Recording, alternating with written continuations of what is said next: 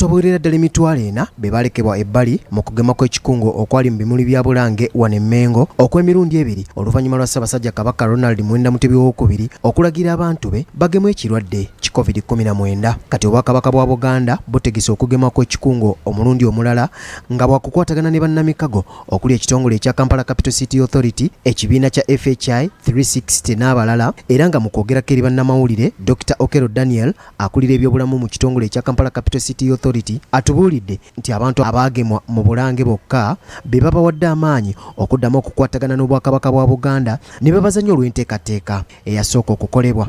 We said we need to bring the vaccines closer to the people. And the people who are closest, as they said to the people, are their leaders. And that is why we are here. You can see we are medical, but we don't speak the language of the leaders. We don't speak the language the population can listen to. It is you, sir, who can speak that language.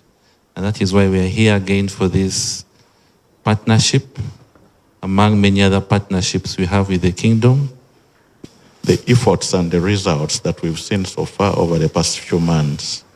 And we do recognize the role that is being played by the kingdom with your leadership, Mr. Katikkiro.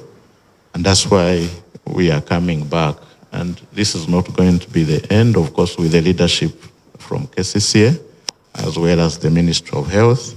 Okusinziira ku minisita w'ekikula ky'abantu ebyenjigiriza n'ebyobulamu Oweekitiibwa Dr. Prosperous Nankindu Kavuma mu nnaku ebbiri ezaasembayo mu nteekateeka y'okugema lumiima mawugge okw'omulundi ogwokubiri, abantu abawerera ddala 80 baali bamaze okugemwa olw'ekiragiro oluvannyuma lw'okuwulira ekiragiro kya Ssaabasajja Kabaka Ronald Muwenda Mutebi II ne Katikkiro wa Buganda abaali bamaze okugemwa. Abantu abo abaagemebwa si Baganda bokka ssebo Katikkiro, mwalimu abantu ba Kabaka bangi abali mu Kampala muno n'ebitundu ebirinaanyeewo. Twagala okwebaza kubanga bano obadde tobalabanga be tukola nabo omulimu ogwo wakunga, naye omukisa tugufunye nti beereese. Ssebo tukwebaza Katikkiro mu maaso gaabwe. Bwabadde atongoza kaweefube ono, Kamalabyonna wa Buganda Charles Peter Mayiga akubirizza abantu okwettanira okwegemesa ekirwadde kino ekya lumiima mawugge omulundi guno okuteekeddwa Obwakabaka bwa Buganda omukisa guno omulala okuva ng'ennaku z'omwezi 20 okutuuka nga 23 omwezi guno omwaka guno ogwa 2022. Bw'ogemebwa era osobola okulwala lumiima mawugge naye ojja kuwona, tojja kufa. Kyekikulu ekiriwo. Tojja na kugoyebwa nnyo bulwadde obwo nga baakugema. Ssaabasajja Kabaka mwamulaba nga bamugema ne Nnaabagereka nange ate nze nafuna n'empiso ey'okusatu mulujjudde wali. Njagala okugumya abantu bonna nti eddagala ery'okugema lumiima mawugge teririimu butwa. Ennaku zino bannayuganda buli kintu butwa. Waliwo eyaŋŋamba tekijja kuŋŋaana kuzaala.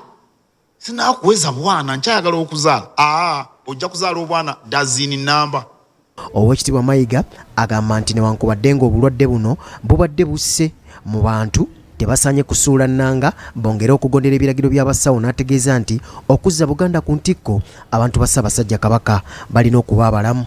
Era tusoosowaza nnyo ebyobulamu wano mu Bwakabaka, era ndowooza Ssaabasajja mulabye emirundi mingi nga yeenyigidde mu nteekateeka z'ebyobulamu.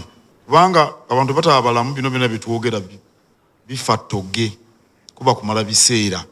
Kaakati lumiima mawugge bulwadde bwa bulabi ffenna nga bwe tumanyi, era ndowooza buli muntu ali wano alina engeri gy'akoseddwamu lumiima mawugge. Abamu bafiiriddwa n'abantu baabwe, abalala balwadde, abamu tebannaba nakutereera. Nyinayo abantu bemanyi abaakwatibwa lumiima mawugge nga tebanaakutereera bulungi. Mu Kampala, okusinziira ku kitongole ekya Kampala Capital City Authority, abantu 949 by'ebitundu 114 ku buli 100 be baagemwa, ate abaafuna ddoozi ey'okubiri bawerera ddala 56,320 nga bino by'ebitundu 68 ku buli 100 kye batadde ku kaweefube w'Obwakabaka bwa Buganda gwe butaddemu. Omukolo guno ogw'okutongoza enteekateeka eno gwetabiddwako minisita wa Cabinet, amawulire era omwogezi w'Obwakabaka bwa Buganda Oweekitiibwa Noah Kiyimba, omukungu Remi Kisaache Ssenkulu wa Majestic Brands n'abakungu abalala okuva mu Bwakabaka bwa Buganda n'ebitongole ebirala. Mark Jackson Kasule, BBS Telefina, ageesigika.